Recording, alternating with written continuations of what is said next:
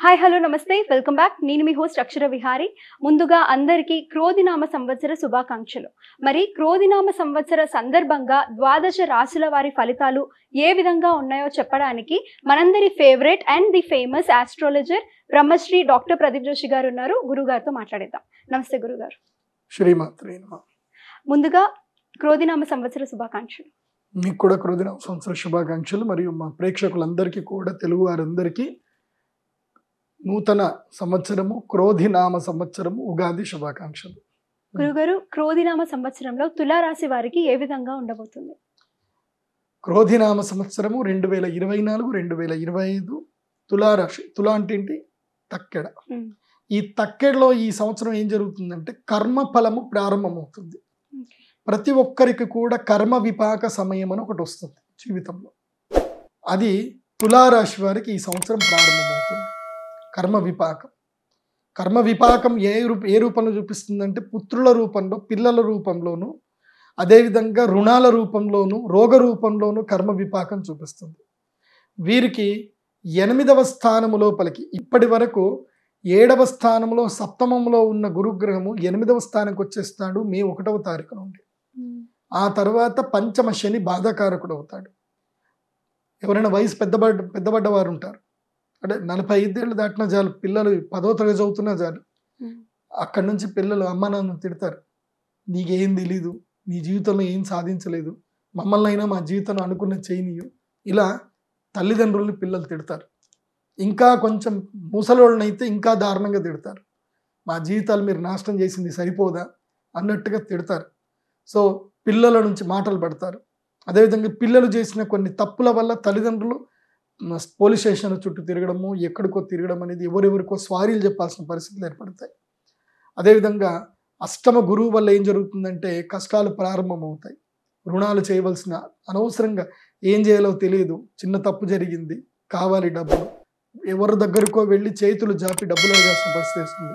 రుణాలు అవుతాయి, కర్మఫలం వస్తుంది, రోగపీడలు కలుగుతాయి, ఉదర వ్యాధులు అంటే కడుపుకు సంబంధించిన సమస్యలు, కిడ్నీ సమస్యలు, ఏదో ఒక రోగం ఇబ్బంది పెడుతుంది. ఇదంతా కూడా కర్మ విపాక సమయము అని అంటారు. ఎవరికి?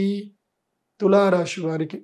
కాబట్టి తులారాశి వారికి నేను స్ట్రిక్ట్గా చెప్పేది ఏంటంటే ఈ సంవత్సరం యోగా బాగా చేయండి, అండ్ చెవులు బాగా మూసుకోండి, ఎవరి మాటలు వినకండి, ఎవరు ఏదైనా సరే పట్టించుకోకండి, ఎమోషన్స్ అస్సలు అవ్వకండి, కోపముతో నిర్ణయాలు అస్సలు తీసుకోకండి. అదేవిధంగా విశేషంగా తులారాశి వారు ఈ సంవత్సరము కొల్హాపూరు మహాలక్ష్మీదేవి అమ్మవారిని దర్శనం చేసుకోండి. అది జూన్ 21 దర్శనం చేసుకుంటే ఇంకా మంచిది. కొల్హాపూరు మహాలక్ష్మి అమ్మవారి దర్శనం చేసుకోండి. మేము అది కాకుండా ఇంకొకటి ఏమిటంటే కనుక ఒక క్షేత్రం ఉంటుంది, అది మహా అద్భుతమైన క్షేత్రం. అక్కడికి వెళితే ఈ అరిష్టాలు ఏమున్నా, ఈ అష్టమ గురు బాధలు ఏమున్నా తొలగిపోతాయి. అదే క్షేత్రం ఏమిటంటే కనుక మనకి కామాఖ్య అమ్మవారి యొక్క క్షేత్రం గౌహతి. గౌహతికి వెళ్ళి కామాఖ్య అమ్మవారిని కూడా దర్శనం చేసుకోండి. ఇది తులారాశి వాళ్ళు చేయవలసిన ప్రయత్నాలు. తులారాశి వారికి మే 1 వరకే అదృష్ట కాలం కాబట్టి మే 10వ తారీఖు రోజున మా శ్రీచక్ర పీఠములో శ్రీ మహాలక్ష్మి యాగం చేస్తున్నాము, సహస్ర కుంభాభిషేకం చేస్తున్నాము.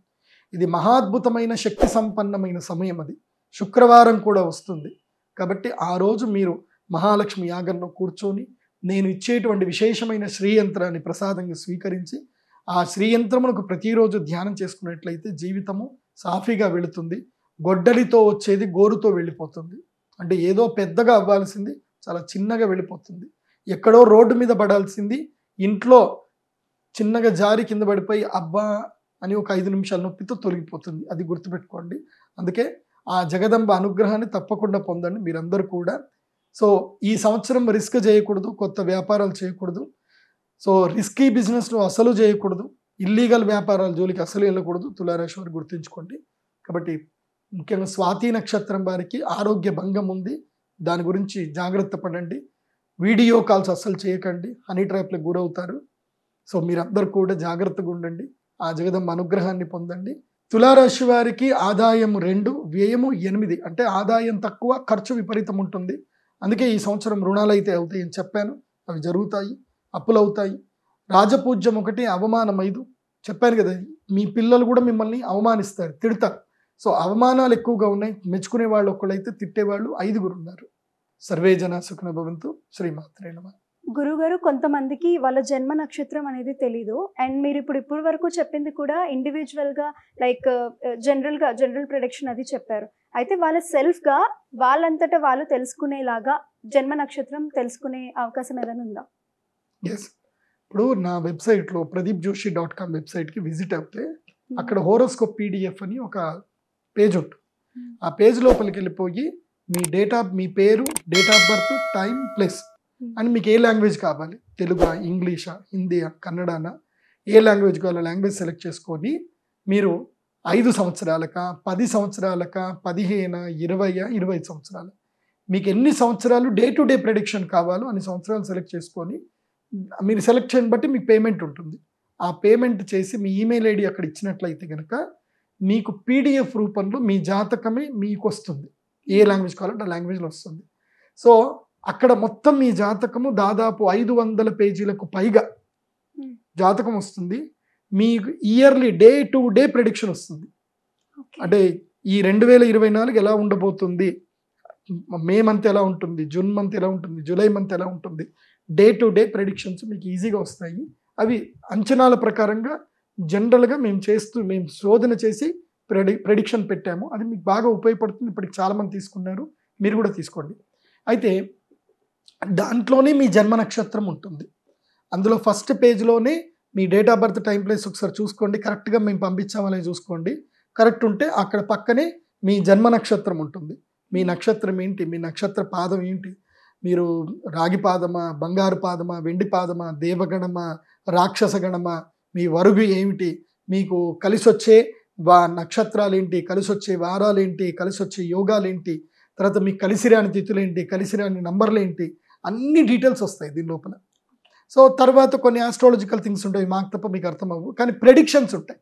మీ జాతకంలో ఏమేమి యోగాలు ఉన్నాయి, మీకు ఏది చేస్తే కలిసి వస్తుంది, ఎలాంటి వృత్తిలోకి వెళ్తే బాగుంటుంది, అన్ని విషయాలు ఆ జాతక చక్రంలో ఉంటాయి. కాబట్టి ప్రెడిక్షన్స్ మీకు పీడిఎఫ్ రూపంలో వస్తాయి.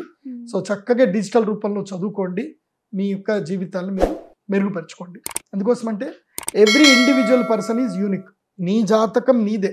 అందరి ప్రెడిక్షన్స్ ఇప్పుడు మేము చెప్తాం, రాశి ఫలాలు ఇవి కొంతమందికి వర్తిస్తాయి, కొంతమందికి రావు. కానీ నీ జాతకం మాత్రం నీకు పక్కా వర్తిస్తుంది. అది మీరు తీసుకోండి.